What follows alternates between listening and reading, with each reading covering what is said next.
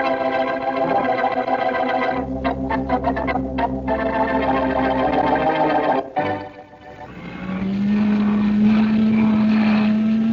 should think you would have done that cleaning while I was away, Sarah. I'm sorry, Mrs. Trilling. Chances are you were out somewhere for the entire 5 days instead of taking care of your duties. You told me I could take some time off. Looks to me like you didn't spend any time on. But, ma'am, This place hasn't been dusted since I left. Well, I would have dusted today. I didn't expect you back until tomorrow. Obviously. Would you mind just moving a little, Mrs. Trilling? I'd like to clean the part of the rug that you're standing on. Is it all right if I stay in my own apartment? I didn't mean that, ma'am. I just want... I'll answer it. I'll get it myself. You'd better keep on with that vacuum. I'll answer the door, Mrs. Trilling. I said I would go. No, you can't. You mustn't. I what? You mustn't answer the door. I'll go myself. You stay here. Sarah, you stop pushing me. You ma'am. take your hands off me. What got into you? Don't answer the door, Mrs. Trilling. You lost your mind, Sarah. I'll attend to you when I get... Mrs. Trilling, I'm warning you. Don't answer that door.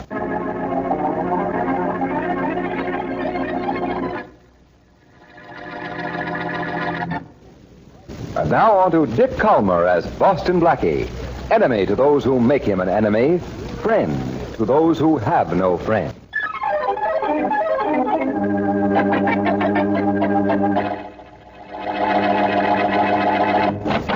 Good morning, madam. Good morning. I represent the Jim Dandy Handy Kitchen. Just a moment, young man. Yes? You almost caused a panic in my apartment just now when you rang the bell. Sorry, madam. Sorry. Wouldn't let it happen for the world. Blake's the name. Eddie Blake. I represent the Jim Dandy Handy Kitchen Set Company of West Parthenon, Illinois. In competition with the bigger companies, we find we can pass on better values to our customers by calling on them in person, demonstrating the Jim Dandy Handy Kitchen Set.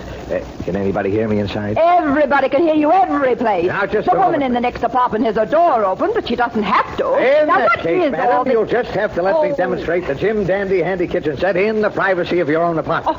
I have here in this little box the greatest boon to housewives ever invented, developed, or discovered. Cuts down your kitchen work, makes preparing food a pleasure, makes I every am day a not holiday. interested. Good day. Hey, don't close the door. You better take this package. Take it. I don't want it. You'd better want it. Well, If you don't take it, lady, one of us is gonna die. What? And, lady, it ain't gonna be me.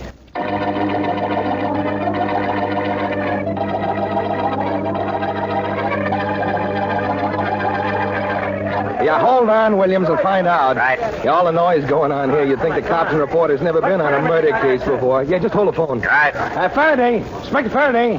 What do you want? I got the city desk on the wire. What do I care? They want to know whether you got any idea who killed the girl. If you newspaper guys don't stop pestering me, I'll clean the whole lot of you out of this apartment. Thank you. Williams. Yeah? Faraday says no, he's got no idea. Okay, then give me what you got. Right. Body was found in a bedroom. Huh? Apartment belongs to a Mrs. George Trilling, a widow. Huh? With dough. Who was killed? Yeah, the maid. The name was Sarah. Wait a minute, let me see. I wrote it down here. Sarah Jeffries. Uh-huh. Age about 34, not pretty, brown hair. Beautiful blonde maid, plain and lavish apartment. That it? Well, it ain't it, but I know that's what it's going to be. I got an idea that the maid was killed by mistake. Go ahead, let's have it. She was found in a bedroom. She wasn't wearing a maid's uniform or anything. Uh-huh. Somebody maybe wanted to knock off Mrs. Trilling. Where was Mrs. Trilling? Oh, out shopping somewhere. Boston Blackie working on the case? Yeah, wait a minute. Hey, Faraday. What do you want? Desk wants to know if Boston Blackie is working on this case. No, and he isn't going to be. Now get off that phone. Hey, you still there, Williams? I'm still here. Faraday says Blackie isn't on the case, but 5 will get you 10 that he will be on it as soon as he finds out about it.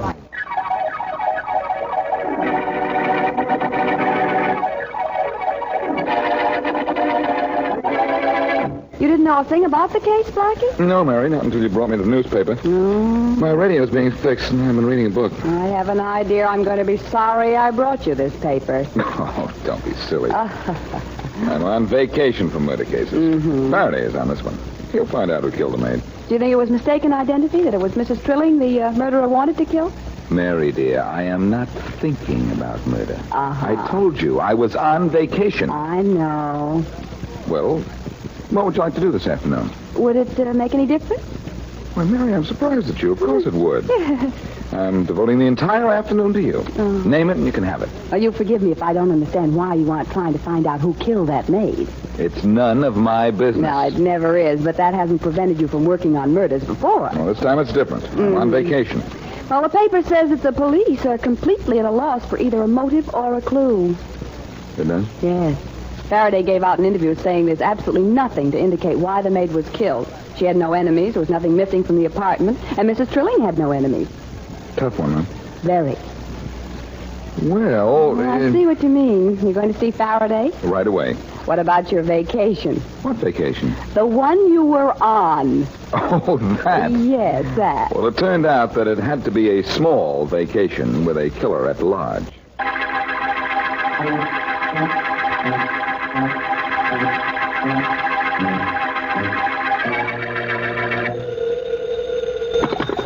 Faraday, homicide. Hello, Inspector. Yeah?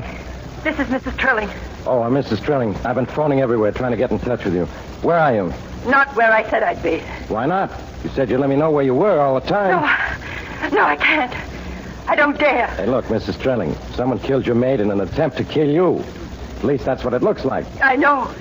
That's why I'm afraid. Well, if you're afraid, then you should be. You gotta let me know where you are. Or let me give you some protection. No, I don't dare. But look. I don't want anyone to know where I am. Not anyone at all. Not even the police.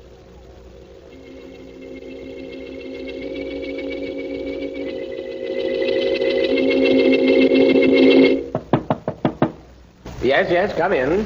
Come in. What is it we think? Mr. Downey, Speak up. Eddie Blake is back. Finally. Yeah. Well, tell him to come in. At once. But At once, do you hear me? You come in with him. Yeah, sure, Mr. Downey, of course. Hurry it up. Come on in, Eddie. Right. Hiya, boss. We had a little accident this afternoon, didn't we? A very unfortunate accident. Unfortunate? Very unfortunate. I didn't want that maid killed. Well, that's what I mean. It was an accident. Speak up. You see, when I was there this morning, that dame, Mrs. Trilling, came to the door. I didn't know who she was. Yes. All I knew was she was supposed to be out of town. Go on. So I give her the package. Now, and wait I a minute. told her- Wait a minute, Blake. Wait just a minute. Huh? You only recently joined Weepy and me in our little enterprise. Yeah, I did. You don't know how long we've planned our perfect little setup. No, I did. But you've spoiled it. I've spoiled it. Yes. How did I spoil it? Listen. I give the spiel to the dame just like you told me. Blake's the name, Eddie Blake. I represent the Jim Dandy Handy Kitchen Set Company of West Parthenon, Illinois. I know. In competition with the bigger companies, I give her the whole story. And that isn't all. I don't You're understand. sure right, that wasn't all, was it? I spoiled it? Blake, you've made a mistake. I didn't make the... You almost made a costly mistake. The maid who was our contact is dead. Well, it was her own fault. Now you will have to... Hey, Mr. Downey, wait a minute. I didn't mean to do nothing. All I...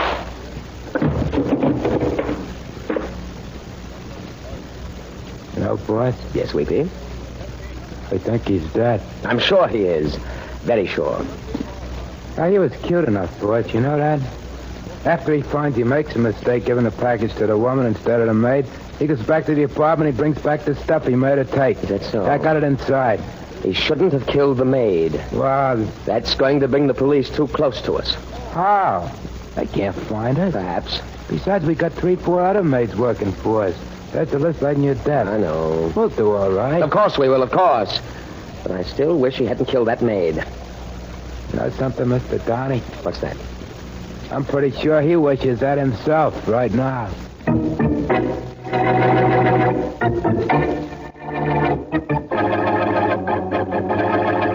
Blackie, I'm not going to lose my temper. I'm not going to tell you to get out of my office. But so help me, if you don't leave me alone, I'll throw you out. So I'll help you, you'll throw me out. Okay, so I'll help you. I didn't say that. It was close enough. I know what you really meant, though, Faraday. Now listen to me. I just came from the apartment house where that maid was killed. Go on back.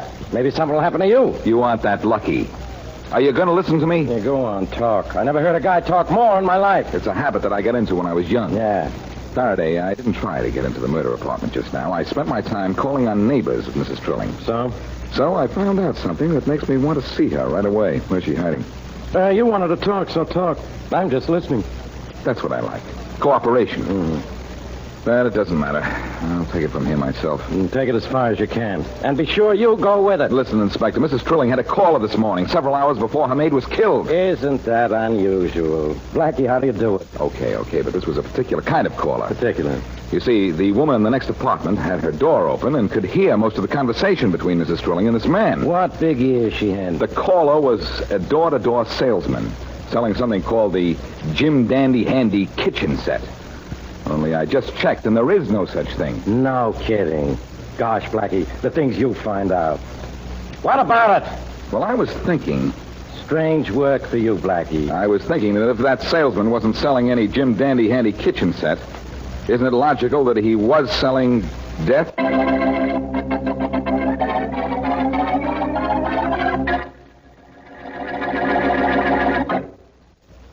And now, back to Boston Blackie.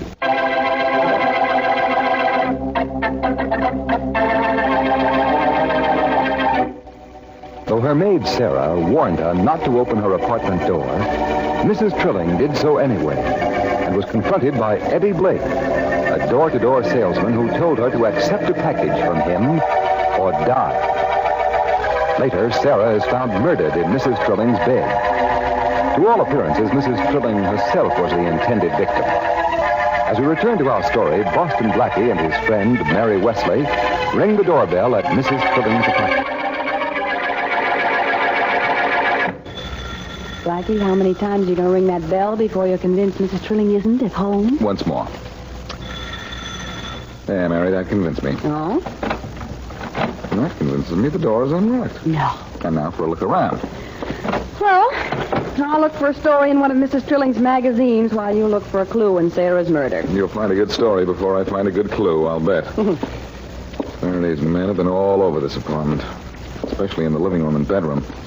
So I'll see what's in the kitchen first. I'll tell you right now what's in there. A stove, a refrigerator, a cupboard, and linoleum on the floor. How'd you guess, Mary? That's exactly what I found. I was in a kitchen once.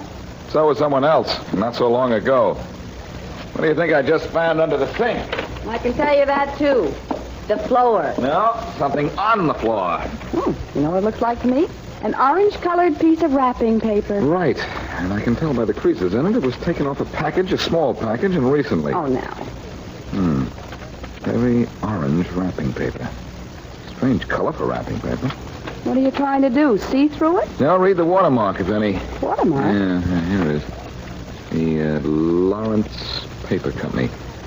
This paper might tie in with the door-to-door salesman I told Faraday about. It ought to be easy to find out from the watermark who makes the paper. And the people who made the paper can tell you who uses it. And the people who use it may be able to tell you what was in it. Am I brilliant? Brilliant enough to look in the phone book and get me the number of the Lawrence Paper Company. Well, I'll try. You know, a still better way to find out what was in that paper is to ask Mrs. Trilling. Wonder where she is. I don't know. Faraday wouldn't tell me. But I have a hunch this piece of paper is going to wrap up this case.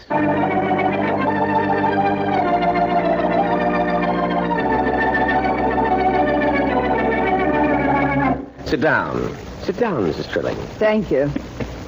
You know why I'm here, of course. I might. Yeah, I guess But you might. suppose, just to be on the safe side, you tell me. I know what you're doing, Mr. Downing. It's You do? very clever, and I'd like to work with you. Oh, I see. Well, first, let me ask you something. Yes? How did you find me? My maid told me about you before I killed her. You killed your maid? Yes, I had to. Or she would have killed me. That's so. After I found out what was in that package your Mr. Blake gave me. You found it. Now, when do I start working with you? Right away, Mrs. Trilling. Oh, good. I actually believed Eddie Blake killed your maid. And because I admire your handiwork and to introduce you to the business, suppose I show you around the shop. I'd like that very much. This way, Mrs. Trilling. This way. All right. This door here leads to my workshop. Mm-hmm. You know, of course, that I'm the best in my business. The best. No. After you. Thank you. Are we going to see your workshop? Yes. And here's some of my work. Weepy. Weepy. You call me, Mr. Downing? Yes, Weepy. Come here. But Mr. Come Downing- here. Yeah, Mr. Downing, Hey, who's the dame? What happened to her? The woman is Mrs. Trilling. Mrs. And Trilling? I just knocked her out with my blackjack. What I want you to do is to take her out Oh, of I here. can't do anything right now, Mr. Listen Downing. to me. I Now, gotta you deliver do- that package to the maid at number 3 now that Eddie isn't with it. You'll make the delivery to number 3 later. Yeah, but I can't, Mr. Right Downing, now, I want you to take Mrs. Trilling out of here and finish the job that I started.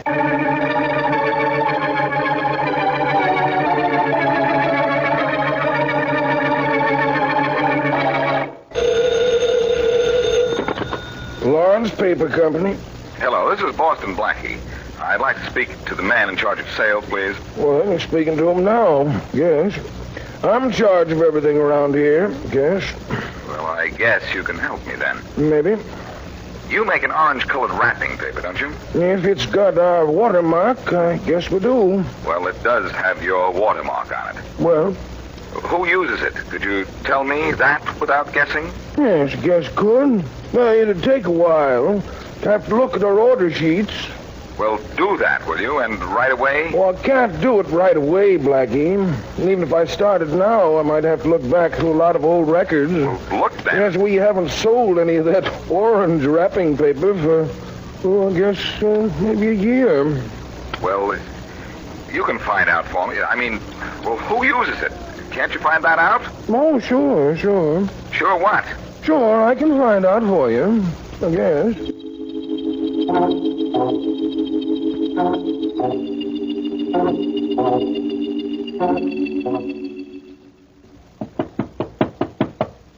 Come in. Well, Weepy, how did you make... Oh? Who are you? Doesn't matter. You Mr. Danny?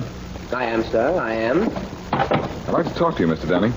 Well, you can start by telling me who you are and how you found me. Jones. John Jones is the name. John Jones. And if you're interested, I found you by getting your name and address from the man who sold you orange wrapping paper. Oh.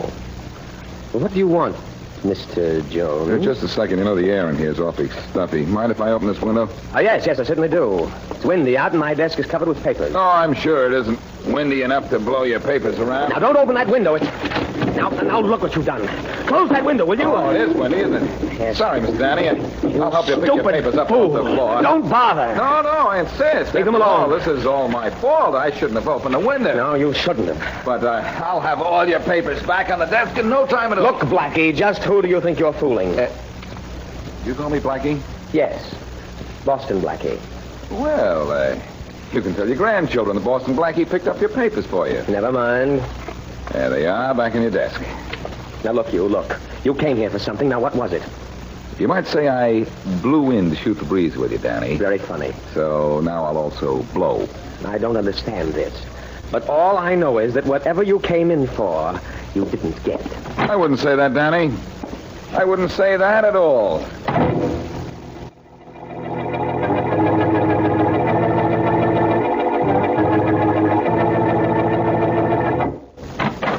Hey, Mr. Downey. Oh, come in, Weepy, come in. About time you got back. We've got work to do. What, more work, Mr. Downey? Yes, much more. Don't you think I've done enough for one day? No. I finished off that Mrs. Trilling like you told me. That took a couple hours. After that, I made that delivery to number 3. Or I tried to. Tried to? That delivery had to be made today. The woman gets back to town tomorrow. I know that, but the maid at number 3 wouldn't take it. What'd you do? She said a guy was there already today with a sales talk, and he gave her a package and everything. What? Yeah, he gave her a package and everything. She didn't crack to him though, because when she opened it, there was nothing in it. I know who delivered that package. Boston Blackie. Blackie? Yes, he was here a while ago. And after he left, I couldn't find our list. He must have taken it with him, and he's trying to find out what we're doing by calling on the people listed. Gee. Blackie got nothing at number 3. Contact number 4 by phone, Weepy, right away. We'll have a surprise for Blackie when he gets there.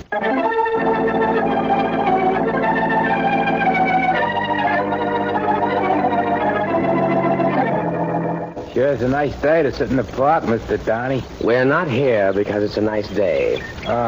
And if that maid at number 4 doesn't show up soon, it's going to turn out to be a bad day, Weepy. Hey, you think this is her coming down the sidewalk now? Well, it's about time. Yeah. About time. Call her over here, Weepy. Yeah, sure. Hey, Harriet. Harriet. That's so loud. Here we are. Hello. You sent for me. You said the big boss wanted to see me. Is anything wrong? Yeah, I'll let the big boss tell you, but this is him, Mr. Downey. Hello. How do you do? You're the maid in apartment 3F at 2142 95th Street? Are you, Harriet? Yes. And the salesman hasn't been to see you yet today, has he? Has he? No. Answer quickly, please. No, I'm not even expecting him till tomorrow. It's all right if he don't come till the day after, because the lady at the house will be back till the day after that. Well, we think a salesman is going to call on you this afternoon. A phony, though, Harriet. Never mind, Weepy. Never mind. No, please. sure, Mr. Downey. I'll handle this. I'll handle this very well. And I want you to do what I tell you to when this salesman shows up, Harriet. Oh. You do what I tell you to do, and then we'll handle him.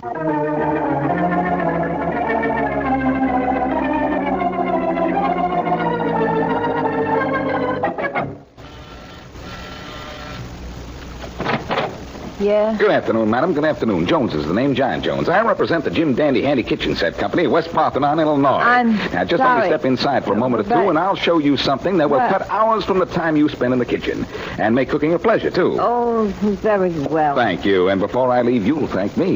Now, to begin with, madam, is there a knife in your kitchen with a blade, a spoon with a handle, a fork with prongs? Well, if there is, you need one of these. Now, I'll tell you what I'm going to do.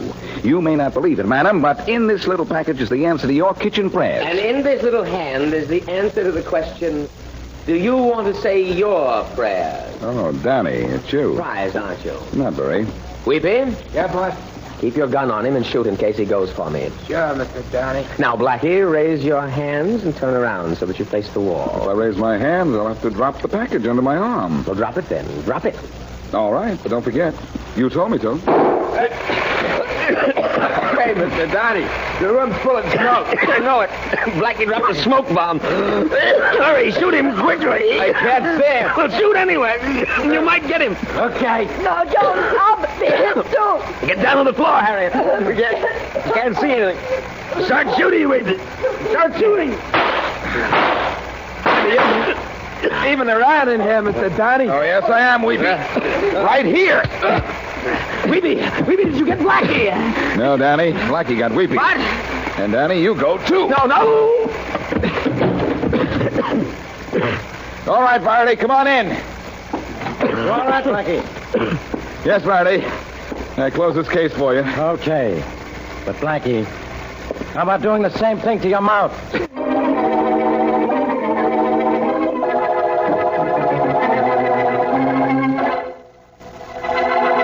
All right, madam. A genuine confession of murder I have here, an expose of a racket, the likes of which your fair eyes have never seen before. How much is it, sir? 1 dime, 1/10 of a dollar? It's only 3, Mary. It's interesting. The racket was positively ingenious. It was stolen jewelry, wasn't it, Blackie? Yes, but it was stolen in a very clever way. Huh? The maid of the house was talked into stealing a valuable piece of the jewelry while her mistress was away. Uh-huh. Then she delivered it to Downey. Oh, I see. Then Downey would make a copy of the jewels, keep the originals, and send the copy back to the maid at her place of employment by a phony door-to-door salesman. Oh, I get it. It's pretty complicated. Well, that's that. Now, I know you brought the smoke bomb with you because you thought Downey and Weepy were waiting for you, but, Blackie, I thought you were on vacation. I was. I had a wonderful time. Wish you were there. And X marks the spot I put Downey and Weepy on.